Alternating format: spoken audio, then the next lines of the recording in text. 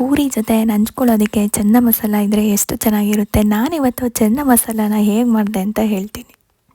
ಈ ಥರ ಚೆನ್ನ ಮಸಾಲ ಮಾಡೋದು ತುಂಬಾ easy and simple. Chana masala ಮಾಡೋದಕ್ಕೆ ಕಾಬೂಲ್ ಕಡಲೆಕಾಳನ್ನು ಓವರ್ ನೈಟ್ ಸೋಕ್ ಮಾಡಿಟ್ಕೊಳ್ಳಿ. ಫಸ್ಟು ಮಸಾಲೆ ರುಬ್ಕೋಬೇಕು. ಅದಕ್ಕೆ ಸ್ವಲ್ಪ ಕಾಯಿ, ಸ್ವಲ್ಪ ಗೋಡಂಬಿ, ಸ್ವಲ್ಪ ಸೋಂಪು, ಶುಂಠಿ, ಬೆಳ್ಳುಳ್ಳಿ, ಒಂದು 4-5 ಬ್ಯಾಡಗೆ ಮೆಣಸಿನ್ಕಾಯಿ, 1 ಸ್ಪೂನ್ ನೆನೆಸಿರೋ ಅಂಥ ಕಾಬೂಲ್ ಕಡಲೆಕಾಳು ಹಾಕೊಳ್ಳಿ. ಬೇಕಿದ್ರೆ ಹಾಕೊಳ್ಳಿ. ಗ್ರೇವಿ ತಿಕ್ ಕನ್ಸಿಸ್ಟೆನ್ಸಿ ಬರೋದಕ್ಕೆ ಹಾಕಿದ್ದೀನಿ. ಮಸಾಲೆ ರುಬ್ಬಿದ ನಂತರ ಕುಕ್ಕರ್ಗೆ ಸ್ವಲ್ಪ ಎಣ್ಣೆ ಹಾಕಿ, ಎಣ್ಣೆ ಕಾದಿದ ಮೇಲೆ ಒಂದು ಹಸಿಮೆಣಸಿನ್ಕಾಯಿ, ಸ್ವಲ್ಪ ಹೆಚ್ಚಿದ ಈರುಳ್ಳಿ ಹಾಕಿ ಚೆನ್ನಾಗಿ ಫ್ರೈ ಮಾಡ್ಕೋಬೇಕು. ಈ ಈರುಳ್ಳಿ ಗೋಲ್ಡನ್ ಫ್ರೈ ಆಗೋವರೆಗೂ ಫ್ರೈ ಮಾಡ್ಕೊಳ್ಳಿ. ಈರುಳ್ಳಿ ಸ್ವಲ್ಪ ಜಾಸ್ತಿ ಫ್ರೈ ಆದರೆ ರುಚಿ ಕೊಡುತ್ತೆ. ಈರುಳ್ಳಿ ಗೋಲ್ಡನ್ ಬ್ರೌನ್ ಆದಮೇಲೆ ಟೊಮೆಟೊ ಹಾಕಿ ಚೆನ್ನಾಗಿ ಫ್ರೈ ಮಾಡಿ. ಟೊಮೆಟೊ ಫ್ರೈ ಆದ ನಂತರ ಸ್ವಲ್ಪ ಉಪ್ಪು ಹಾಕಿ ಚೆನ್ನಾಗಿ ಬಾಡಿಸಿ.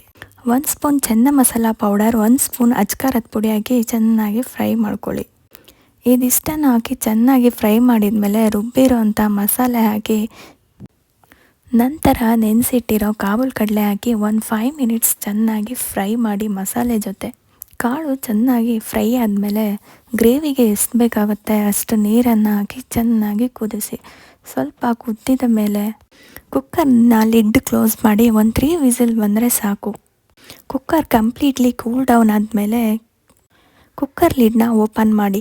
ನೋಡಿ, ಚೆನ್ನ ಮಸಾಲ ಎಷ್ಟು ಚೆನ್ನಾಗಿ ಕಾಣ್ತಿದೆ ಅಲ್ವಾ? ಚೆನ್ನ ಮಸಾಲಾಗೆ ಸ್ವಲ್ಪ ಕೊತ್ತಂಬರಿ ಸೊಪ್ಪು ಹಾಕಿ ಸಂಗೆ ಚೆನ್ನಾಗಿ ಮಿಕ್ಸ್ ಮಾಡಿ. ರುಚಿಯಾದ ಚೆನ್ನ ಮಸಾಲ ರೆಡಿ ಆಗಿದೆ. ಇದು ಪೂರಿ, ಚಪಾತಿ, ದೋಸೆ ಎಲ್ಲದಕ್ಕೂ ಚೆನ್ನಾಗಿರುತ್ತೆ. ಇದು ಪರ್ಫೆಕ್ಟ್ ಕಾಂಬಿನೇಷನು ಪೂರಿ. ಈ ಥರ ಚೆನ್ನ ಮಸಾಲ ನೀವು ಒಂದ್ಸಲ ಟ್ರೈ ಮಾಡಿ. Next video